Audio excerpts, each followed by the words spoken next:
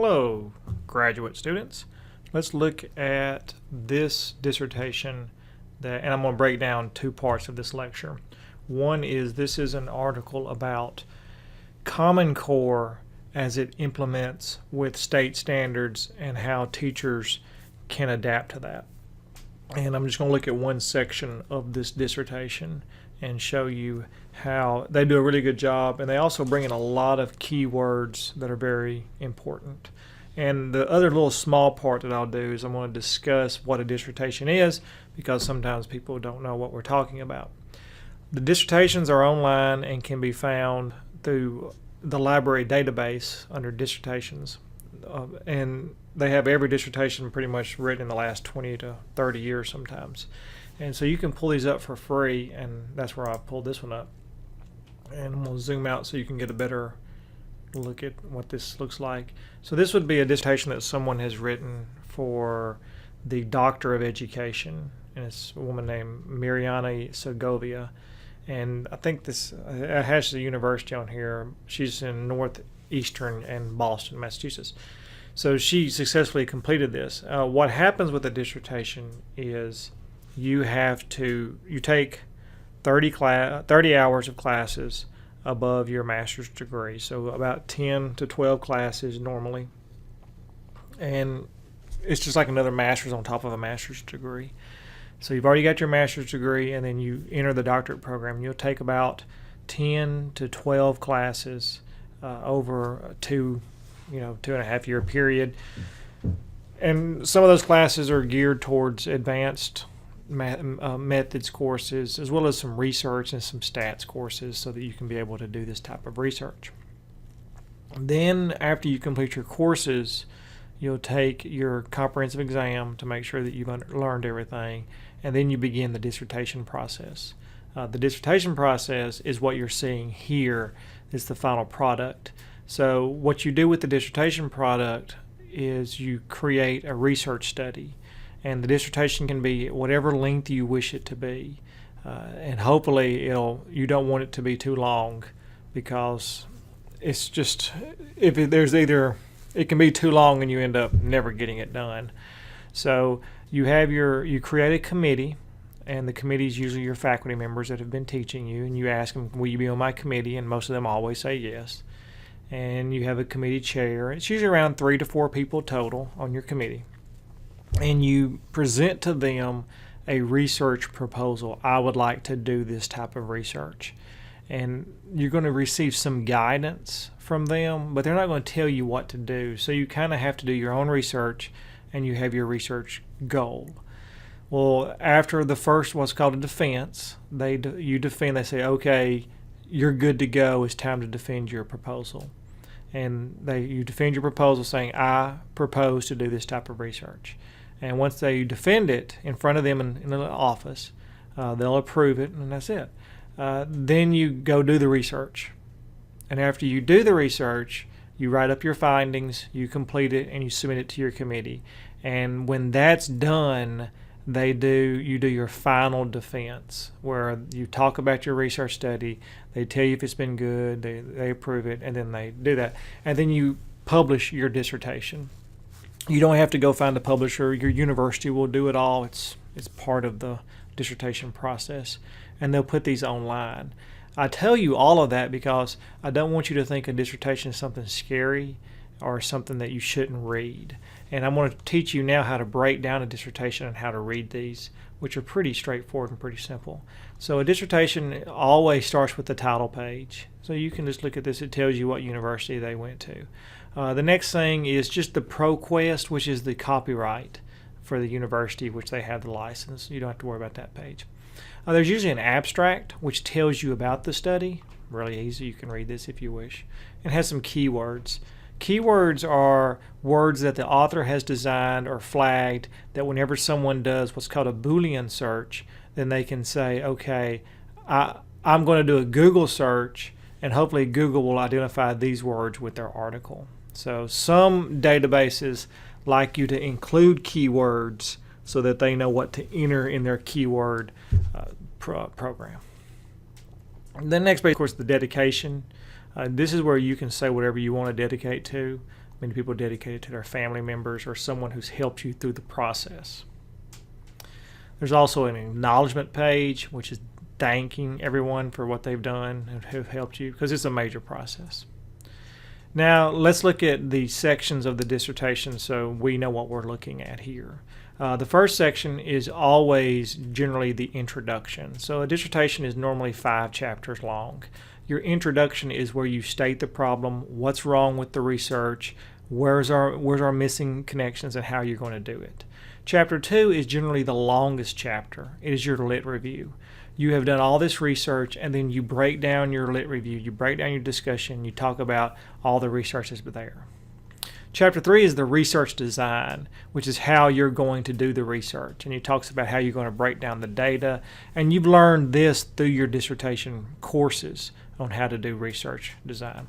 So your first 3 chapters is what you defend on your first proposal. And the chapter 4 are your reports. That's where you find out and you release your results. So after you've done your research, you do chapter 4. And chapter 5 is your summary and findings and recommendations. And that's all the dissertation is. You'll look at this one. This one's 200 pages, 232 pages. I think mine was 90. I've seen some as short as 70. I've seen some 60 pages ones. It just all depends on how many research questions you have, how much research you want to do, how big you want this project to be. And the old saying is there's 2 types of dissertations. Ones that are amazing, that'll break research and break groundbreaking, and the second one are the ones who are done, who get completed. If you ask too many research questions and you go too much, you may not end up with it even being done. So what we're going to do is, for our Common Core discussion, we're going to look at one thing, and that one thing is chapter 2. We're going to look at the review of lit, and that's all, because they've done all this research. So let's just look at the review of lit and see what they have discovered. We don't need to look at the whole research design, so we'll start on page 33. Like it or not, life is full of measuring sticks. How smart we are, how fast we are, how well we can, compete. But up until now, it's been pretty hard to tell how well kids are competing in school and how well they're going to do when they get out of school. We like to think that our education system does that. But when it comes to learning what they really need to be successful after graduation, is a girl in your neighborhood being taught as much as her friend over in the next one? Is a graduating senior in, say, St. Louis as prepared to get a job as the graduate in Shanghai? Well, it turns out the answer to both of these questions is no. Because for years, states have been setting different standards for what students should know and be able to do at each grade level. That's making it too hard to know if our kids are really doing well enough overall, and if they can really compete for a job someday. What we really need are clear goals. That's where the Common Core state standards come in. They're like a total sea change in education. Consistent, strong, clear benchmarks for English language arts and math. Here's how it works. You can think of kindergarten through 12th grade like a giant staircase. Each step is a skill your child needs to learn before stepping up to the next one.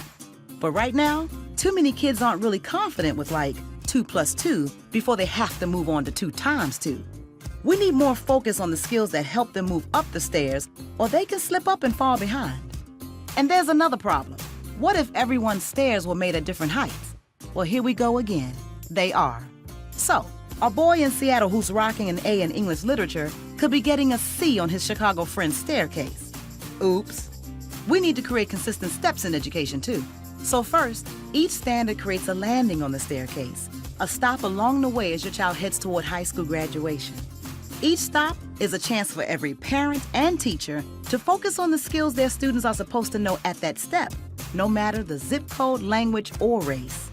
And more importantly, each standard makes sure all students are learning what they need to know to get to graduation and beyond. Because something like counting to 100 leads to understanding dollars and cents, which eventually leads to understanding how to manage a budget. Secondly, the standards are consistent from school to school, and they match up against international standards too. Now we know how we're doing compared to just about everyone. So even though local communities will still design their own curriculum, with the same rules, everybody can compete on the same kind of staircase. But standards aren't learning. That's why we need teachers, parents, and students to help make that happen by working together to help kids meet these standards. The world's getting more and more competitive every day. But now, when our kids get to the top of their staircase, they can have way more options on where their life goes from there. Clear goals, confident, well-prepared students. That's the Common Core State Standards.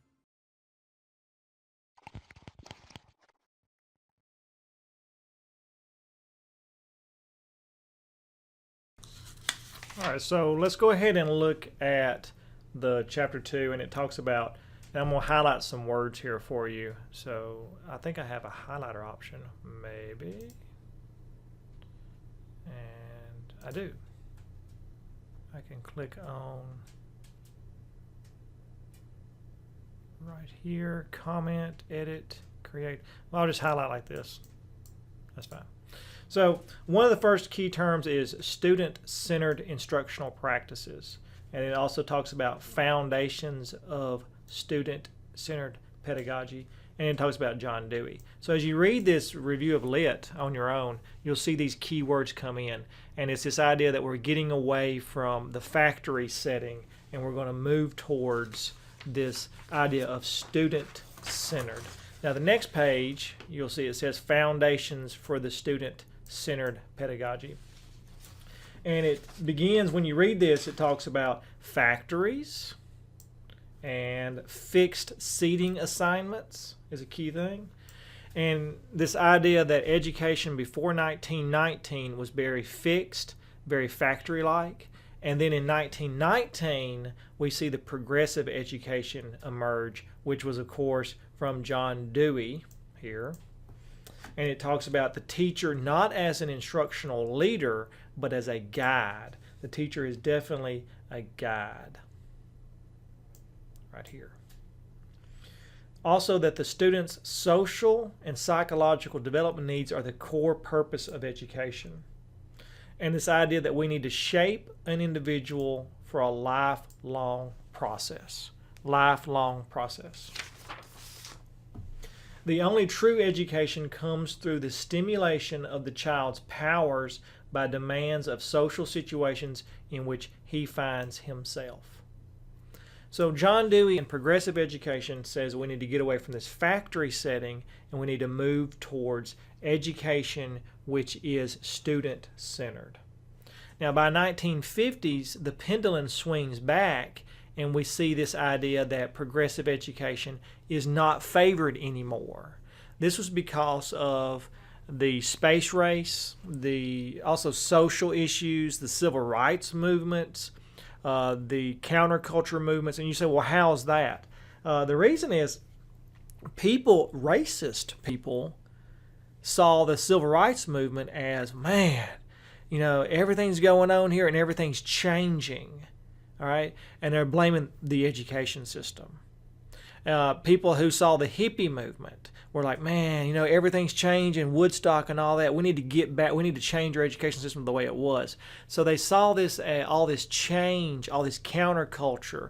But also Sputnik happens, and Sputnik was big because it was the Russians launched a satellite, and we felt that we were behind them on the space race. So we decided to refocus our education. So by 1950s, education shifts away from the progressive movement and back to the factory system.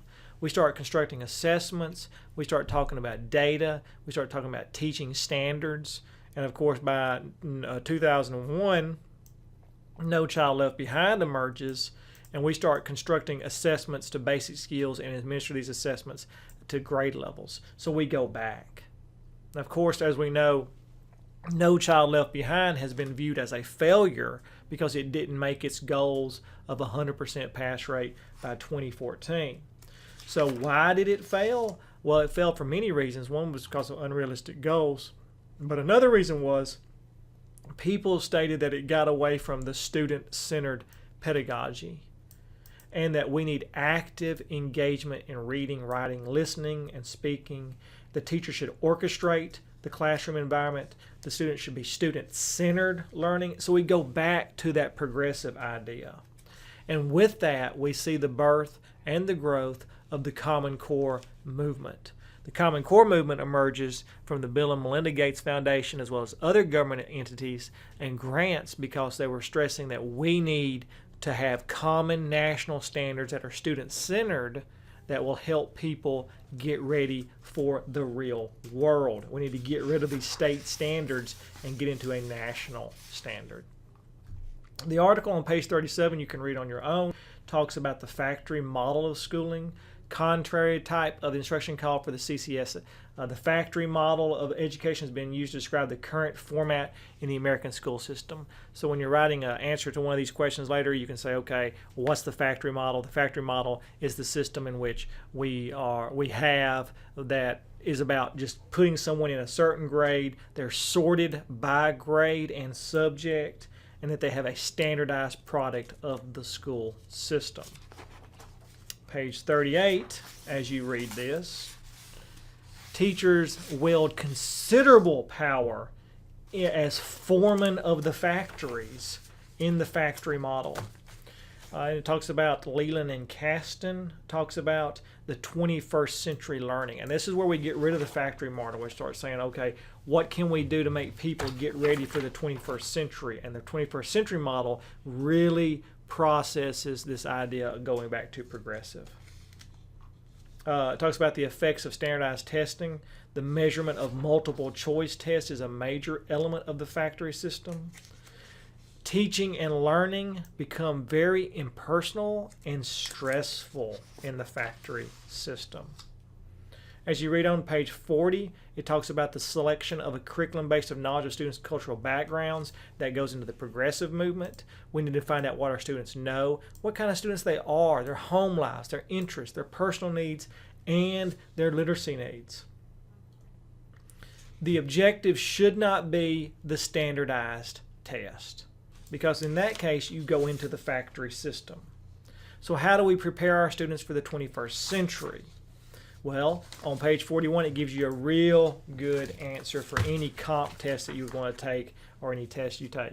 21st century uses the ability to use language flexibility, the ability to communicate effectively, the ability to work as a team member, face and solve problems, assume personal responsibilities, self-reflection, and self-management. Student-centered classrooms are very important. The article on page 42, I really want you to look at that because that's where our homework's going to be on. This idea of discursive practices, of monologic and dialogic discourse. I want you to understand this. Read this and see if you can understand it, because I'm going to ask you some questions on that. I don't want to give you the answers now, but look at this idea of monologic and dialogic discourse. And as you continue on the article, you'll see that teachers alternate between monologic and dialogic. And instead of asking some questions to a student and wanting a one answer, we're going to ask questions like why? Well, you must justify your ideas. Items such as that. We want the students to have better answers instead of that. But then, of course, as you read this, you'll see that some teachers do monologic and dialogic in a combination, which works very well. Giving students a voice is a big element the article talks about, and it has students' voices are heard. So you can actually stop around here because the article continues talking about that. It talks about model that, but around page 50 is a real good point to just, if you want to read the whole review of it, it's very good. But I want you to look at this article, look at this concept of how we need to teach our students, factory model versus the student-centered, but also more importantly, we're seeing that Common Core is coming into play, and Common Core is very progressive. So in English, we need to think about this. How can we as educators, do we need to give up the factory model or do we need to keep the progressive model? But as you remember, if history preserves itself and history repeats itself, we're going to go back to the factory model once we break apart from the progressive. It's just going to keep going back and forth and back and forth. Right now, we're getting away from the factory model after being part of it for 40 years, and now we're going back to progressive. So it's a very wonderful little article if you want to read this, and I hope you do. And I'll give you a homework assignment based on what I've mentioned.